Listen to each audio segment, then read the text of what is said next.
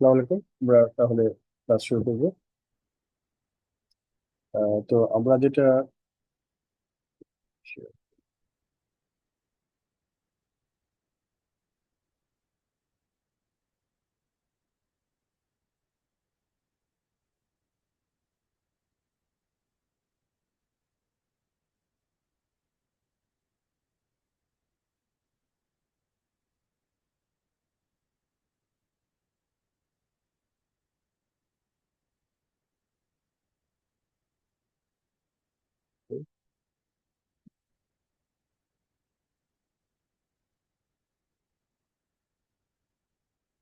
ওকে। আমাদের আজকে আসলে আমরা এটা ক্লাস করব, সেটা হচ্ছে আমরা যে মাইক্রো কন্ট্রোলারটা পড়েছি সেটা হচ্ছে STM32F সিরিজের, F10 এক্স সিরিজের। এবং সেখানে যে প্রসেসরটা ব্যবহার করা হচ্ছে সেটা একটি ARM processor Cortex 3।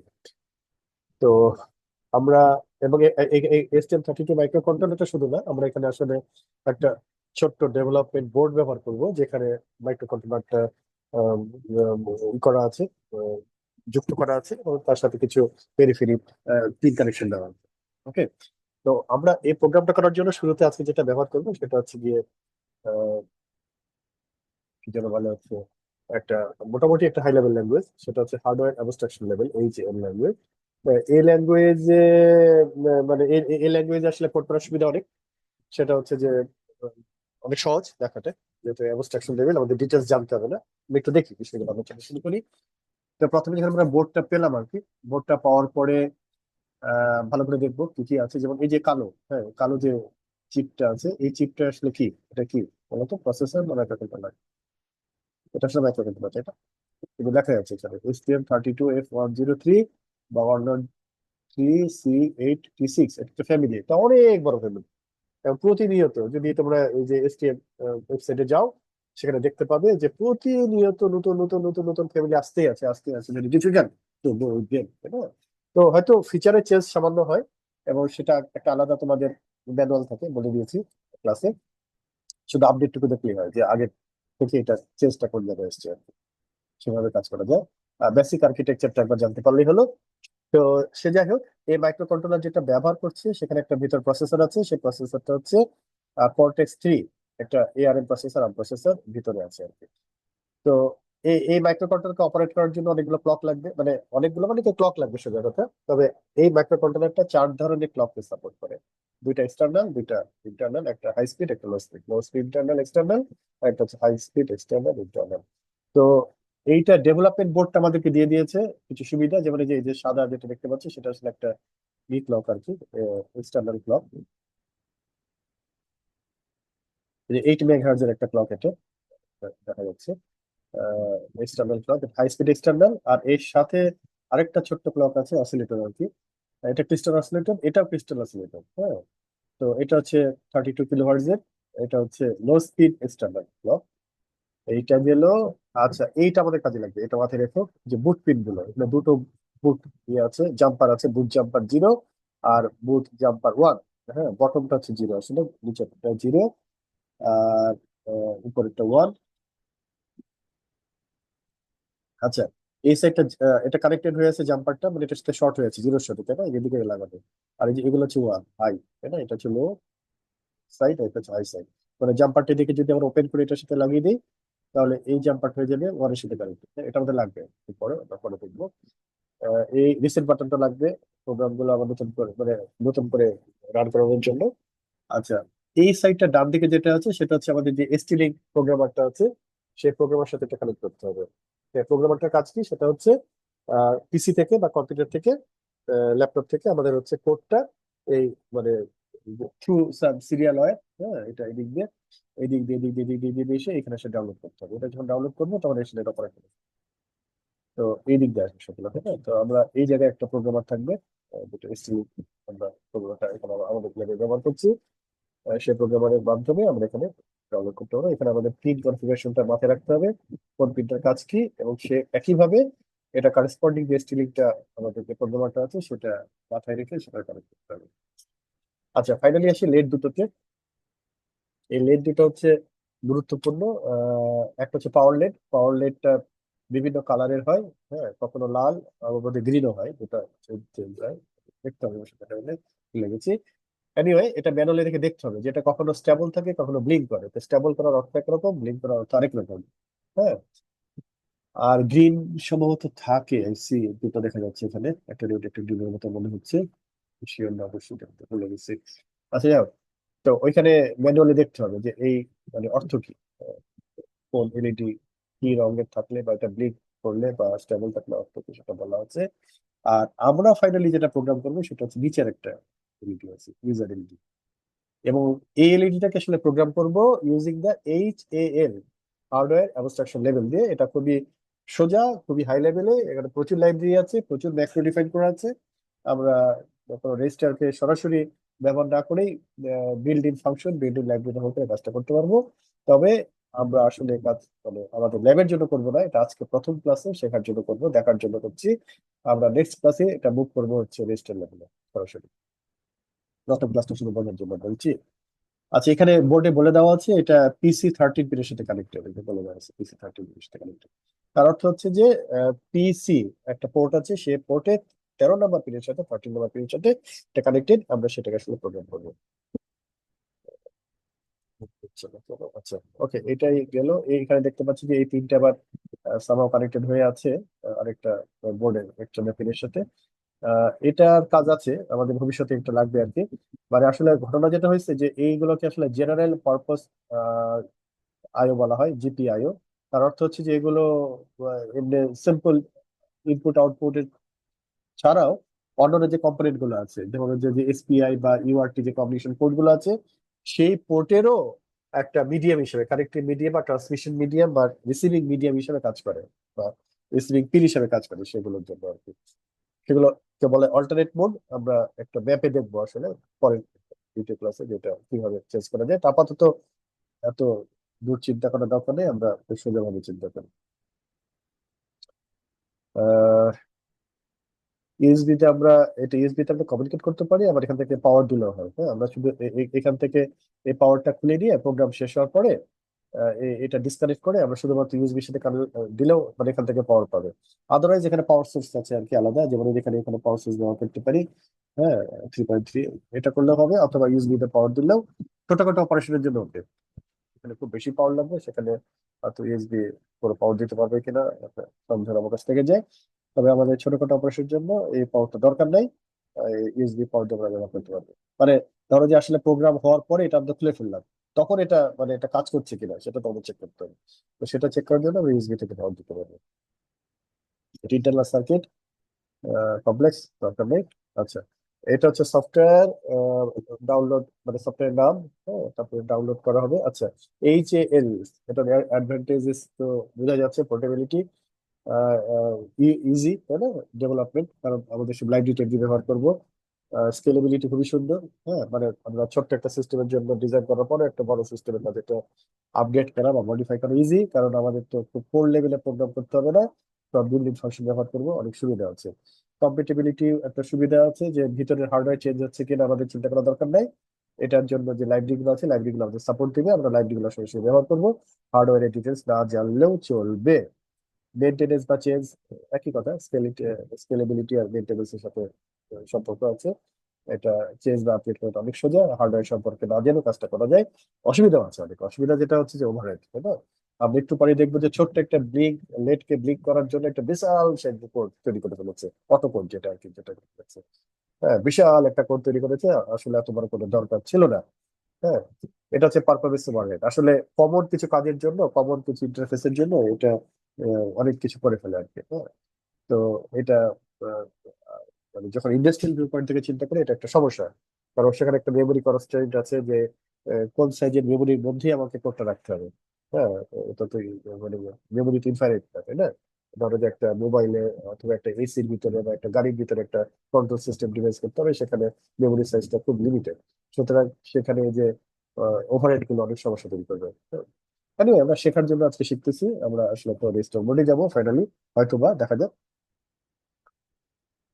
Dependency risk থেকেই যায়। হ্যাঁ, অ্যাবস্ট্রাকশন লেবার, এটা আসলে আমরা লাইব্রেরির উপর ডিপেন্ড করছি, তাই না। আমাদের তো নিজেরা র কোড করছি না, বা রেজিস্টার লেভেলে আমরা কোনো কাজ জানি না বা দেখছি না। সুতরাং যে লাইব্রেরি আমাকে যে সাপোর্ট দিবে আমাকে সেই লাইব্রেরি ধরে কাজ করতে হবে, এর বাইরে কোনো কাজ করার সুযোগ আমাদের থাকবে না। ওটা একটা বড় লিমিটেশন। অ্যাক্সেস গুলো মানে লিমিটেশন যেটা অ্যাক্সেস আছে যেটা, এটা একটা ঝামেলা। কারণ হচ্ছে যে আমরা আসলে তো লাইব্রেরি যা দিচ্ছে, হ্যাঁ, লাইব্রেরি যে কম্পোনেন্টকে যেভাবে, যে ডিভাইসকে যেভাবে অ্যাক্সেস করার সুযোগ দিবে আমরা সেভাবে কাজ করবো, সুতরাং আমার কোনো স্বাধীনতা নাই। এটা হচ্ছে সমস্যা আসলে। এটা ছবিটা, হ্যাঁ, এটাকে ব্লু পিল বলা হয়, রংটা ব্লু। 103 যেটা আছে সেটাকে ব্লু পিল বলা হয় আসলে। আমাদের আরেকটা আছে না, ব্ল্যাক পিল, পরে ব্যবহার করবো। ব্লু পিল নামে বেশি পরিচিত বাজারে, কমার্শিয়াল নাম। আচ্ছা, কিউআইডি, ওকে। আমরা যে প্রজেক্ট কিভাবে শুরু করব, এই জিনিসটা তো ঝামেলা করছে। এটাকে কিভাবে কি করা যায় দেখা যাক। ওকে, নিউ প্রজেক্ট। হ্যাঁ, এই নিউ প্রজেক্ট বলার সাথে সাথে একটু সময় দিবে, এটাতে অলি দেওয়ার কিছু নাই, সময় দিবে। আচ্ছা, আসলে কিছু যে প্যাকেজ ডাউনলোড করে বলার সাথে সাথে সব সময় আর কি। তো এই কারণে সময়টা নেয়। তো এখানে একটা জিনিস মাথায় রাখতে হবে, সেটা হচ্ছে যে ওয়ার্ক স্পেসটা যেন ঠিক থাকে। আচ্ছা, পরের স্লাইডে সময় আছে, ট্রাভেল হয়, এই যে যেমন এইটা আমার একবার সমস্যা হয়েছিল। হ্যাঁ, আমি ওয়ার্ক স্পেস চেঞ্জ করে ফেলছিলাম প্রজেক্টের জন্য। তো দেখা গিয়েছে যে আসলে লাইব্রেরি গুলা যেখানে ডাউনলোড করছে সে জায়গায় সোর্স ফাইল নাই। হ্যাঁ, তখন কম্পাইলেশনে অনেক সমস্যা হয়ে যায়। তো আহ, সে কারণে ওই শুরুর দিকেই ওয়ার্ক স্পেসটা ডিফাইন করতে হবে। যদি সমস্যা হয় এখানে ডিফাইন করার সুযোগ আছে। হ্যাঁ, এখানে যদি আমরা চুজ করি তাহলে হচ্ছে যে আমরা দিতে পারবো, যে দুটো ওয়ার্ক স্পেসের জায়গা দিতে পারবো। তাহলে সোর্স ফাইল মানে কোড ফাইল এবং হচ্ছে লাইব্রেরি ফাইল এক জায়গায় থাকবে, তখন আর ঝামেলা থাকবে না। বা যেগুলো ডাউনলোড করছে সেগুলো তো আসলে একটা জিপ ফাইল হিসেবে ডাউনলোড করে, তোমরা প্রজেক্টে গিয়ে দেখতে পাবে ওখানে একটা জিপ ফাইল থাকে। সেই জিপ ফাইলটাকে পরে আনজিপ করে নেওয়া হয় আর কি। এনিওয়ে, এখানে আসার পরে এই যে এই উইন্ডোতে আমাদের লিখতে হবে হচ্ছে আমরা স্পেসিফিক যে প্যাকেজ নিয়ে কাজ করবো, কারণ এটা হিউজ ফ্যামিলি হলো, তাই না? অনেক ধরনের ফ্যামিলি আসতেছে আসতেছে আসতেছে, সুতরাং এক্সাক্ট যে সেই ফ্যামিলিটা সেইটার মতো আমাদের কোড তৈরি করতে হবে। এবং সামান্য এদিক ওদিক হলে কিন্তু কোডে খুব ডিস্টার্ব করে। যেমন ধরো যে আমাদের আমাদের হচ্ছে কত, আমাদের হচ্ছে STM32 F103, 103, তাই না? 103। তারপরে হচ্ছে কি C8T6, এই C8T6 এরই দুটো, মানে দেখা গেছে যে আমাদের আমাদের ঝুঁকি আসলে দুই ধরনের ছিল। হ্যাঁ, একটা হচ্ছে C826 আর একটা হচ্ছে C6T6, এই যে উপরেরটা। হ্যাঁ, এই উপরেরটা এটা হচ্ছে আমাদের 4-5টা আছে। আর পরে বাকিগুলো অবশ্য সব এগুলোই 20-25টা যেগুলো আছে, তো এটাই হচ্ছে। তো দেখা গেছে যে ওই এত ছোট লেখা, ওটা আসলে দেখা খুব মুশকিল। হ্যাঁ, একটার জন্য কোড তৈরি করার পরে দেখা যাচ্ছে আরেকটা বোঝা যাচ্ছে না। বললাম এটা তো কাজ করতেছিল, এখন কেন কাজ করে না, মহা মুশকিল। পরে ভালো করে দেখা গেল যে আসলে ফ্যামিলি দুটো আলাদা। তো এক্সাক্ট ফ্যামিলিটা ঠিক করতে হবে। তবে কোনো কোনো কম্পাইলার যেমন ধরো যে কেইলে কিছুটা মানে ফ্লেক্সিবিলিটি আছে, মানে 103 পর্যন্ত থাকলেই অনেক ক্ষেত্রে কাজ করে আর কি। পরের অংশটুকু T6 বা T8 দুটোর জন্য কম্পেটেবল করতে পারে, এটা কম্পাইলার ডিপেন্ডেন্সি আছে। তো এই কথাটা তো আমরা ডিসঅ্যাডভান্টেজে দেখছি, তাই না? মানে অনেক ডিপেন্ডেন্সি আসলে। আচ্ছা, সে যাই হোক, এটা হয়তো রেজিস্টার লেভেলে কোনো ঝামেলা হবে না। এনিওয়ে, আমাদেরটা হচ্ছে এইটা। হ্যাঁ, C8T6, এটা আমরা সিলেক্ট করব। এটা সিলেক্ট করার পরে যে এখানে চলে আসলো, এটা একটু যদি বড় করি এটা দেখা যাবে এই জায়গাটা, তখন এই যে এটা চলে আসলো। হ্যাঁ, নেক্সট, এই যে এটা অ্যাকচুয়াল চিপটা, তারপর নেক্সট যদি করি তখন এটা আমাদেরকে এরপর প্রজেক্টের নাম দিতে হবে। আমরা একটা নাম দিলাম, প্রজেক্টে কোনো একটা নাম। ডাউন দেওয়ার পরে তখন সে আবার সেই ডাউনলোড করা শুরু করবে। হ্যাঁ, ডাউনলোড করবে করবে করবে করবে। ডাউনলোড করে যখন শেষ হবে তখন স্ক্রিনটা আসবে। এইখানে দেখো, একটা গ্রাফিক্যাল ইন্টারফেস আছে এবং এখানে গ্রাফিক্যালি আমরা অনেক কিছু কনফিগার করতে পারি।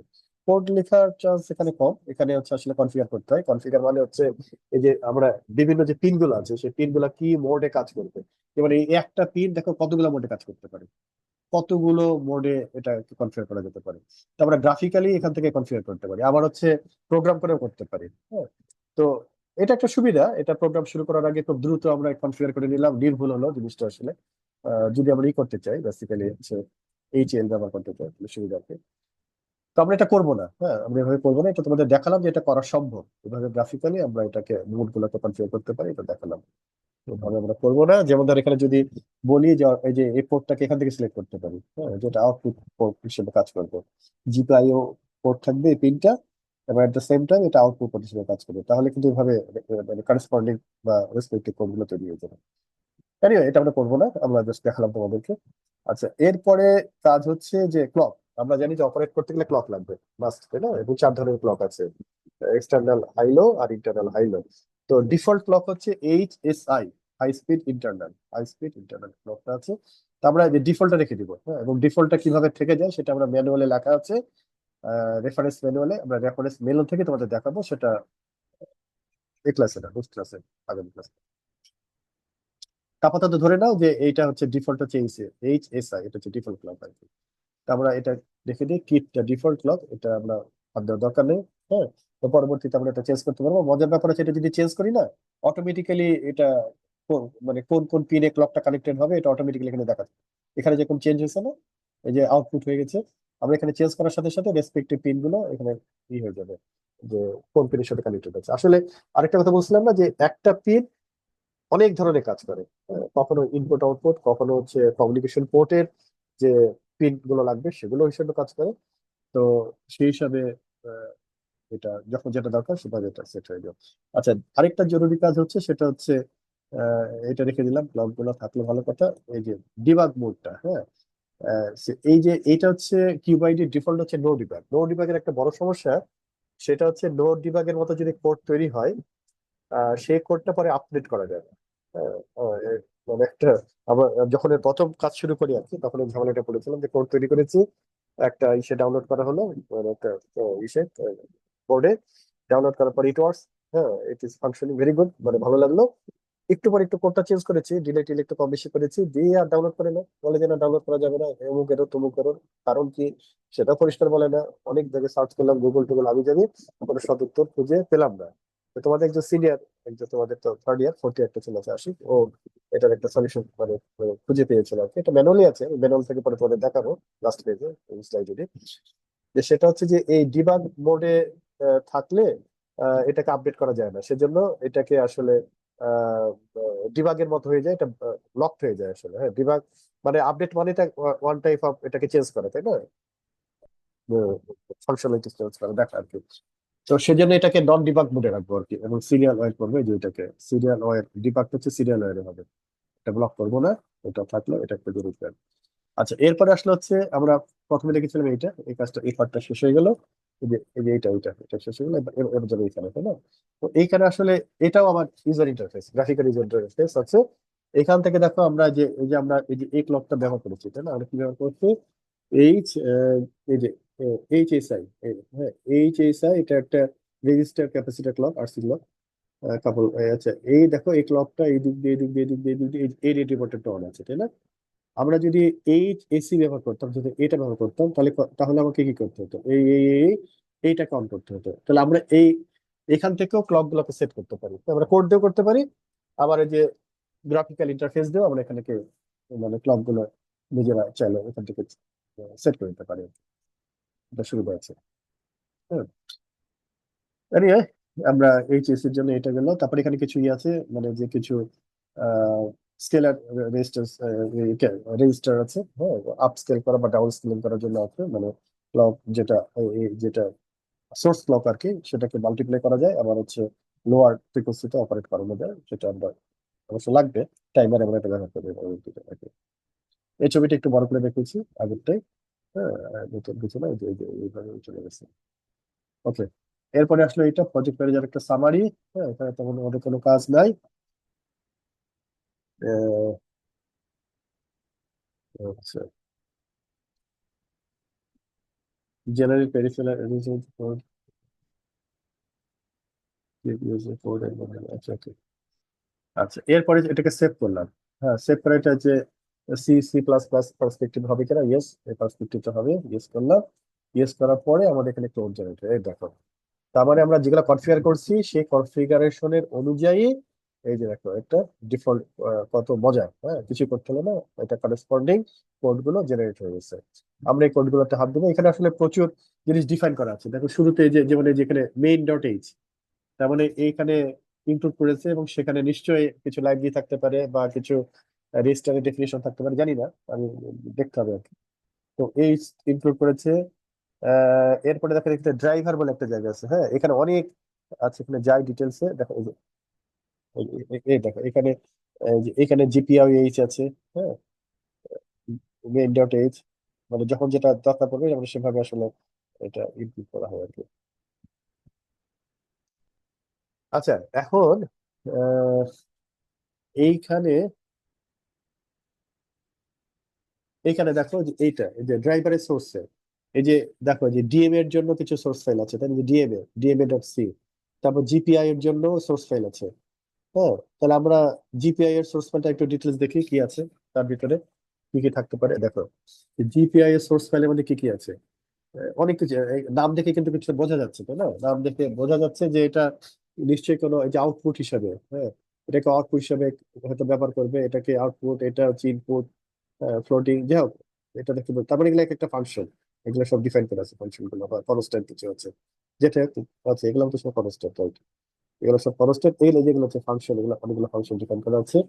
আমরা হচ্ছে আমাদের ফাংশনে যাই। এই ফাংশনটা, সরি, এই যে দেখো আমাদের একটা ফাংশন আমরা যেটা ব্যবহার করবো, জিপিআইও রাইট, জিপিআইও রাইট। হ্যাঁ, এইখানে কি করেছি, এই ফাংশনটা ব্যবহার করবো। এখানে কিছু আর্গুমেন্ট আছে, আর্গুমেন্টের মানে কি সেটা তো লেখাই আছে। আচ্ছা, এই এইচএল এর একটা ম্যানুয়াল আছে। হ্যাঁ, তোমরা এই ম্যানুয়াল যদি ফলো করো সেখান থেকে দেখতে পাবে যেগুলো ডিটেলস আছে, বা গুগল বা চ্যাটজিপিটি থেকে সার্চ করে জানতে পারবে যে এই ফাংশন গুলো ডেসক্রিপশন, অথবা এখানে যদি ঢুকে যাই, হ্যাঁ, এখানে সরাসরি ফাংশনটাতে যাই তাহলে তাহলে বুঝতে হবে, তাহলে আরো সুবিধা হবে। যাই এখানে, এখানে যাই, তাহলে দেখা যাবে এই যে ফাংশনটা, এই ফাইলে ঢুকছি আমি, ঠিক আছে? আমি কোনটা ঢুকছি, এই যে জিপিআইএসসি, এই জিপিআইএসসি ফাইলে যখন আমি দিয়েছি, দেখো এই যে জিপিআই ফাইলের ভিতরে এটা এই যে অনেক ফাংশন, এই যে এগুলো এগুলো সব দেখো, যে এই ফাংশনগুলো সব এখানে আছে, এগুলো এগুলো বলা আছে, বা কিছু ই আছে, ডেফিনেশন আছে এগুলো। তো এই ফাংশনটা দেখো এখানে বলা আছে, এই যে দেখো GPIO bit set reset, registered bit set, এটা কিন্তু আরেকটা রেজিস্টারের নাম, আসলে জিপিআর রেজিস্টার নাম। জিপিআর বিভিন্ন পিনকে সেট রিসেট করার জন্য রেজিস্টারটা ব্যবহার করা হয়। আমরা যখন রেজিস্টার মোডে প্রোগ্রাম করবো তখন আসলে এইটা ডাইরেক্ট করবো, এখানে এরকম আর ব্যবহার করবো না, এই রেজিস্টারকে প্রোগ্রাম করবো, হ্যাঁ। তারপরে আমরা এই ফাংশনের ডেফিনেশনটা এখানে আছে, আমরা ডেফিনেশন দরকার নাই, আমরা এই জিনিসটা কপি করে নিই। কপি করে নিয়ে সেটা ফেলি, আমরা নিয়ে কোথায় যাব, কোথায় যাব, কোথায় যাব, আমরা যাবো হচ্ছে এখানে, আহ, আহ, এই যে সোর্স আছে, এখানে নিচে স্ক্রোল করলে নিচের দিকে ওয়াইল বলে একটা জায়গা আছে। আসলে যে জায়গায় আসলে এটাতে ইনফাইনাইট লুপে কাজ করবে, তাই না? একটা আইও, তো মানে হার্ডওয়্যার তো একবার অন করলে এটা যেটা চাই আর কি, যেভাবে আমরা যদি কন্ডিশনাল হয় তো কন্ডিশনাল উঠতে পারি, যাই হোক, সেটা করে পাচ্ছি। এই যে এই ফাংশনটা এখানে আমরা কল করলাম। এখন আমরা এগুলোকে মানে এগুলো ভ্যালু বসাবো, তাই না? আর্গুমেন্ট বসাবো সবগুলো। আর্গুমেন্ট টাইপ গুলো কি, এটা টাইপ হচ্ছে যেটা পোর্ট টাইপ কি, পোর্টের পিন কত, এটা স্ট্যাটাস কি, দিস দ্যাট। আমরা কিছু আর্গুমেন্ট বসাই, যেমন এখানে আর্গুমেন্ট বসালাম, সেটা কি, প্রথমটা হচ্ছে পোর্ট হচ্ছে সি, তারপরে হচ্ছে পোর্ট পিন নাম্বার হচ্ছে 13 এবং এটাকে রিসেট করা হবে। মাঝখানে একটা ডিলে দিচ্ছি, ডিলেটাও কিন্তু আবার দেখো এইচএল দিলে, তার মানে এটার একটা লাইব্রেরি ফাংশন আছে, হ্যাঁ। তো আমরা আসলে সেকেন্ড এক্সপেরিমেন্ট যেটা করব সেটা হচ্ছে এই লাইনটাকে রেজিস্টার মোডে লিখবো। হ্যাঁ, এই লাইনটাই দেখা যাবে যে একটা লাইন হয়ে গেছে, এটা রেজিস্টার মোডে লিখতে গেলে 10 15টা আবার 20টা লাইন লাগবে। আর থার্ড যে প্র্যাকটিক্যালটা আছে সেটা হচ্ছে ডিলে ফাংশনটা। এই ডিলে ফাংশনটা করবো আমরা হচ্ছে রেজিস্টার মোডে, এরকম লাইব্রেরি ব্যবহার করবো না। তো এটা দ্বিতীয় এবং তৃতীয় এক্সপেরিমেন্টে কাজটা করবো, সেটা আমরা পরে দেখবো। ডিলেটা দেওয়ার কারণ হচ্ছে যে এত দ্রুত ব্লিঙ্ক করবে, না হলে আমরা বুঝতে পারবো না। সুতরাং একবার অন আর একবার অফ, এই দুটোর মাঝখানের জন্য একটা সময় থাকে, এই সময় দেওয়ার জন্য এটা ডিলে দেওয়া হলো। আমাদের কোড লেখা শেষ, এরপরে এটাকে কম্পাইল করবো আমরা। কম্পাইল করার জন্য আহ, এটা কোডটা আর কি। আচ্ছা, কম্পাইল করার আগে আমার একটু কাজ আছে।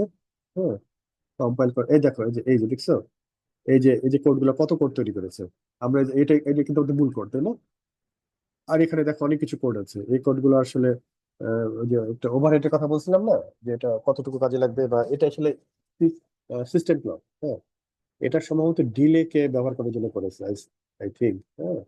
এই যে ডিলে ফাংশনটার জন্য হতে পারে, আমি শিওর না।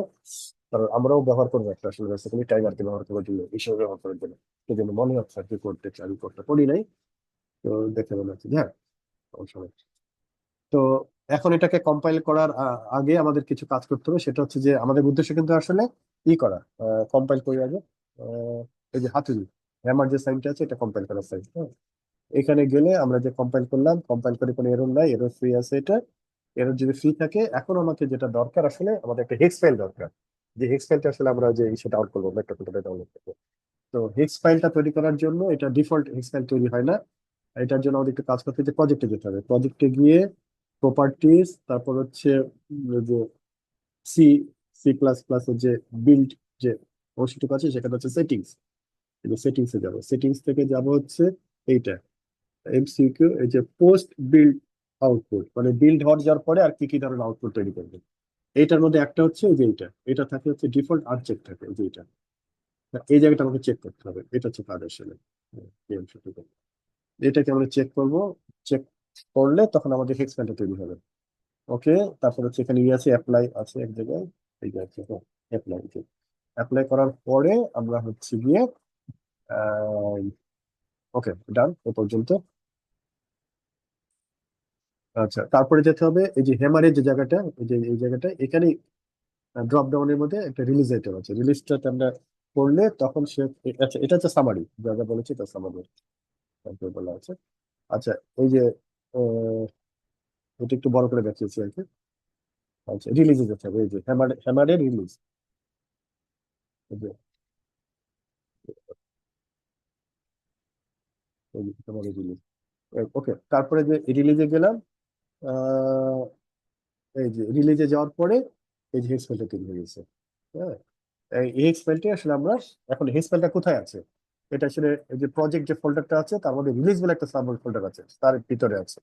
এনিওয়ে, এটা আমরা বের করার রাস্তা আছে, এটা কোথা থেকে জানবো। সেটা হচ্ছে আবার এখানে চলে যাবে, এই যে এই জায়গাতে লোকেশনে, এই যে রিলিজ ফাইলটা কোথায় আছে এখান থেকে আমরা কপি করে দিতে পারি। হুম, এই যে preference, sorry properties, properties of release file, এখানে গেলে এই যে এখান থেকে কপি করে দিলে হবে, বা লোকেশনটা জানলে ভালো, ওখান থেকে সরাসরি আপলোড করে দেওয়া যায়। ইনফ্যাক্ট আরো কিছু হয়তো ফাইল আপলোড করতে পারে, সুতরাং হাত দেওয়ার দরকার নেই কপি করার। আমরা যখন এই যে ই করবো না, ওই যে কি যেন বলে হচ্ছে যে আপলোড করবো, তখন হচ্ছে সোর্স ফাইল হিসেবে এখানে লোকেট করে দেবো, তাহলে হবে। তো ডান এ পর্যন্ত আমাদের। হ্যাঁ, ডান। এটা বড় করে দেখিয়েছি, তার মানে আসলে এটা তো তোমার তাই না, এই অংশটুকু, এই অংশটুকু হচ্ছে তোমার কি যেন বলে হচ্ছে ওয়ার্ক স্পেস অ্যাড্রেস এটুকু, তাই না? আর এটুকু হচ্ছে প্রজেক্টের ডিরেক্টরি, তাই না? এই প্রজেক্টের ডিরেক্টরির ভিতরে রিলিজের ভিতরে তো ডান এ পর্যন্ত। আচ্ছা, ওই জায়গাটা একটু দেখে রাখি যে বুট, হ্যাঁ, যে 0 0, এটা এই যে জিরো থাকলে এটা হচ্ছে মেন মেমোরি। আমরা যদি কখনো ভুল করে নো ডিবাগ মোডে করে ফেলি কাজটা, তখন আমরা মেমোরি চেঞ্জ করে দেবো, যেন অন্য মেমোরিতে স্টোর করলে এটা সমস্যা না করে। এবং সের জন্য কি করবো, এই যে এটা তো জিরোতে আছে, এটা জিরো পিন। হ্যাঁ, এটা লো আর এটা হচ্ছে হাই পিন। আর এটা হচ্ছে বুট জিরো, তাহলে বুট জিরোকে নিয়ে যাবো হচ্ছে, এই যে বুট জিরোকে নিয়ে যাবো হচ্ছে ওয়ানে। তার মানে হচ্ছে এটাকে ই করবো, ওপেন করে এটা শুধু শর্ট করে দিবো, দ্যাটস ইট। হ্যাঁ, আচ্ছা, এটা হচ্ছে কি রেফারেন্স মডেলের সেই জায়গাটা। বলছিলাম যে এই জিনিসগুলো রেফারেন্স মডেল আছে। আহ, এই জায়গাতে তোমরা দেখে নিতে পারবে। এই যে এই যে বুট যে পিন গুলো আছে, জাম্পার গুলো আছে, সেই জাম্পার গুলোর উপর ডিপেন্ড করে এটা কোন মেমোরিতে আমাদের কোডটা যাবে আর কি। হ্যাঁ, বা কোন মেমোরিতে যাবে সেটা হচ্ছে তো বড় কথা, কি যে বুট লোডারটা কোথেকে লোড হবে। হ্যাঁ, বুট লোডারটা যদি প্রটেক্টেড পোর্ট থেকে লোড হয়ে যায়, তাহলে তখন হচ্ছে দ্বিতীয়বার আর ডিবাগ করতে পারে না, এটা হচ্ছে সমস্যা আসলে। ফলে হচ্ছে বুট লোডারের সোর্সটা চেঞ্জ করতে হয়। তো এনিওয়ে, এ পর্যন্তই। ভালো থেকো সবাই। আল্লাহ হাফেজ।